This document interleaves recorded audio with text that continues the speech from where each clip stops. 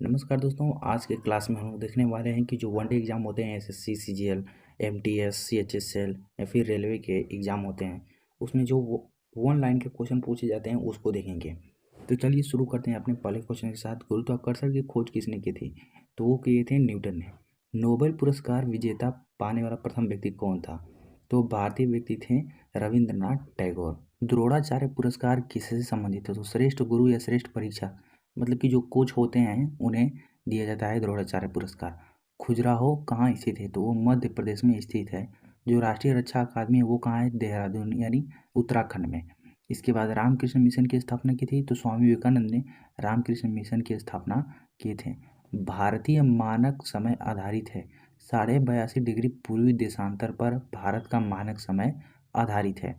कौन सा राज्य भारत का पूर्वी भाग पर स्थित है?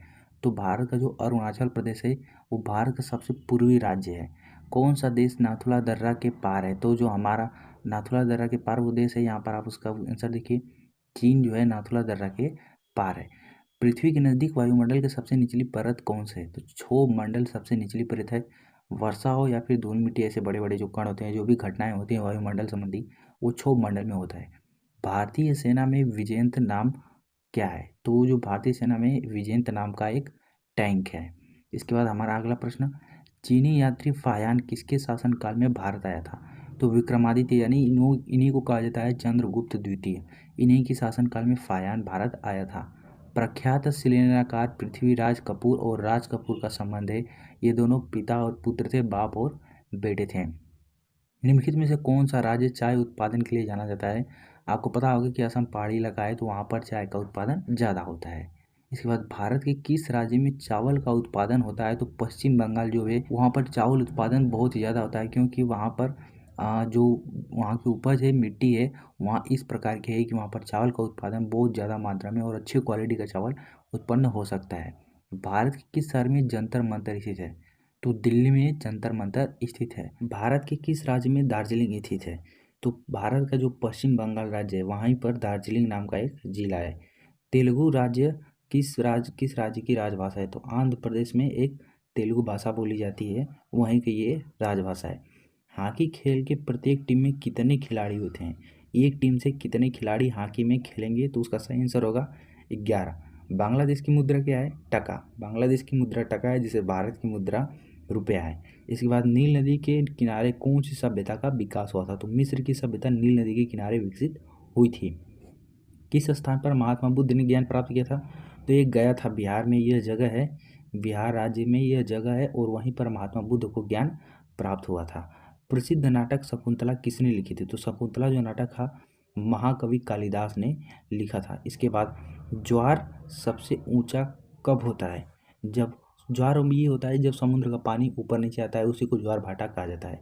जब सूर्य और चंद्रमा पृथ्वी के एक ही ओर होते हैं तो सबसे ऊंचा ज्वार होता है। इसके बाद कौन सा राज्य भारत के वृहद प्रायद्वीपीय पठार का भाग नहीं है? सही आंसर होगा मध्य प्रदेश। खैबर दर्रा कहाँ स्थित है? अफगानिस्तान और पाकिस्तान के बीच खैबर दर्रा स्थित है। इसके बाद कौन सा प्रायद्वीपीय पठार नहीं है? यमुना जो है ये प्रायद्वीपीय पठार नहीं है। कौन सा शहर गंगा के तट पर बसा है? तो कानपुर जो है गंगा के तट पर बसा हुआ है। भारत एक धर्मनिरपेक्ष देश है, इसका क्या तात्पर्य है? इसका आंसर होगा भारत में कोई भी राज्य स्तर पर धर्म नहीं है। भारत में कोई भी एक राज्य ये नहीं कहे कि मैं हिंदू हूँ, मैं मुसलमान हूँ, मैं सिख हूँ। पूरे भारत में सेकुलर है, कोई भी व्यक्ति किसी भी धर्म को मान सकता है, वो किसी भी राज्य में रहकर। क्वेश्चन, भारतीय राष्ट्रीय राजमार्ग यानी नेशनल हाईवे एनएच जिसे कहा जाता है वो जोड़े जाते हैं। व्यापार केंद्र और राज्य की राजधानियों को नेशनल हाईवे जोड़ता है। कौन सा शहर अंगूर पैदावार के लिए प्रसिद्ध है? तो जो मुंबई का महाराष्ट्र का नासिक है वो अंगूर पैदावार के लिए बहुत ही ज़्यादा फेमस जगह है। कोयनाबाद कहाँ स्थित है? कोयनाबाद महाराष्ट्र में स्थित है। खरीफ की फसल काटी जाती है। खरीफ की फसल कब काटी जाती है? नवंबर के प्रारंभ में ही खरीफ की फसल काट ली जाती है। हमारा प्रश्न है, हिमानी ग्लेशियर बर्फ का एक विशाल पिंड है जो, उसे क्या कहा जाता है?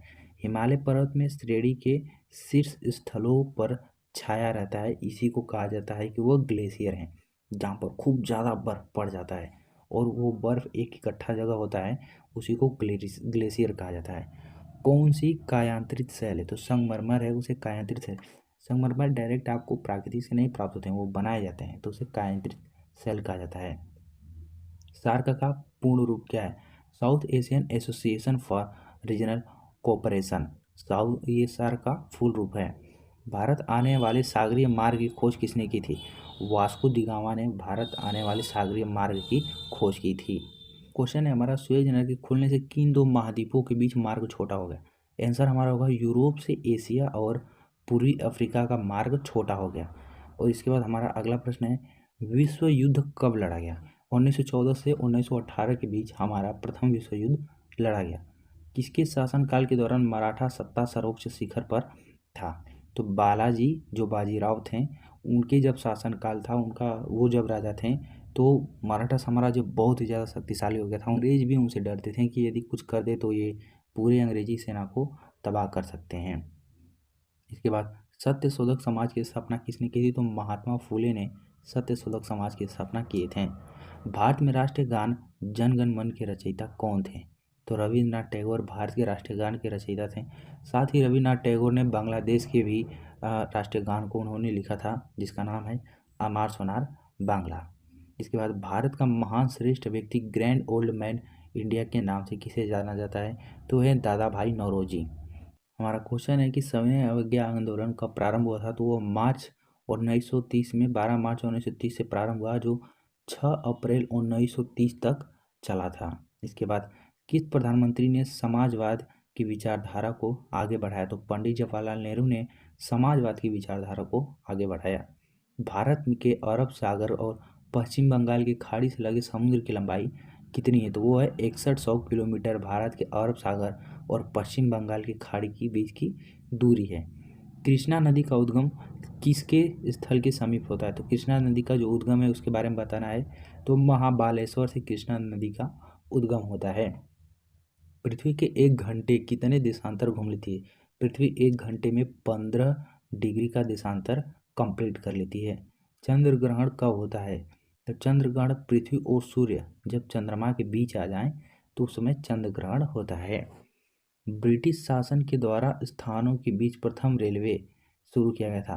किन 2 स्थानों के बीच पहली बार रेलवे चला गया था? तो अंग्रेजों के शासनकाल में चला गया था, मुंबई से ठाणे के बीच चला गया था। इसके बाद भारत का राष्ट्रीय पशु क्या है? तो वो बाघ है भारत का राष्ट्रीय पशु। भारतीय वायुसेना में कमीशन अधिकारी का सबसे छोटा पद क्या होता है? तो वो है पायलट ऑफिसर। युद्ध में साहस और पराक्रम में प्रदर्शन के लिए दिए जाने वाले भारत का सर्वोच्च अलंकार क्या है? तो परमवीर चक्र है। यदि आप किसी सेना से बिलोंग करते हैं, डिफेंस से, तो उसमें सबसे जो ऊंचा पुरस्कार आपको मिलेगा तो है परमवीर चक्र, जो वीर अब्दुल हमीद को दिया जा चुका है। पृथ्वी का सबसे बड़ा महाद्वीप है एशिया महाद्वीप। ऋतुएं किन कारणों से होती हैं? मतलब कि कभी आप देखेंगे सर्दी गर्मी जाड़ा आ जाता है, तो वो होता है कि जब सूर्य के चारों ओर पृथ्वी परिक्रमा करती है, गोल गोल घूमने लगती है सूर्य के चारों राउंडिंग में, तो इसी कारण परिवर्तन होता है। पृथ्वी की सतह से सबसे दूर वायुमंडलीय परत किस नाम से विदित है? तो जो पृथ्वी की सबसे दूर परत है उसे कहा जाता है बहिर्मंडल, और जो सबसे करीब मंडल है उसे कहा जाता है क्षोभ मंडल। DCM ट्रॉफी का संबंध किससे है? तो वो फुटबॉल से है। अल्लाह रखा किस वाद्य यंत्र के लिए मशहूर है? तो वो है तबला। वह मुगल बादशाह जिसने 15 वर्ष निर्वासित होकर गुजारे थे वो है हुमायूं, क्योंकि उनके जगह पर शेर शाह सूरी ने शासन किया था। हुमायूं को उसने मारकर भगा दिया था उनके राज्य से। राज्यसभा में बैठकों की अध्यक्षता कौन करता है? तो वो उपराष्ट्रपति करता है। किस गुफा में त्रिमूर्ति ब्रह्मा विष्णु महेश का मुखमंडल की मूर्ति स्थित है? तो एक एलिफेंटा की गुफा है, वहाँ पर त्रिमूर्तियों का मूर्ति रखा गया है। जैसे ब्रह्मा विष्णु महेश ये त्रिमूर्ति कहे जाते हैं, तो उनका मूर्ति वहाँ पर बनाकर रखा गया है। लक्षद्वीप की राजधानी क्या है? तो वो है कावरती। इसके बाद महाराष्ट्र में सर्वाधिक मात्रा में पाई जाने वाली उपलब्ध मृदा का प्रकार क्या है? तो महाराष्ट्र में जो सर्वाधिक मृदा मिट्टी है वह काली मिट्टी है। तो अभी तक हमारे YouTube चैनल को आपने सब्सक्राइब नहीं किया है तो सब्सक्राइब कर बेल आइकन को प्रेस करें और अपने दोस्तों के पास वीडियो को शेयर करें। मिलते हैं अगली वीडियो में, तब तक के लिए नमस्कार।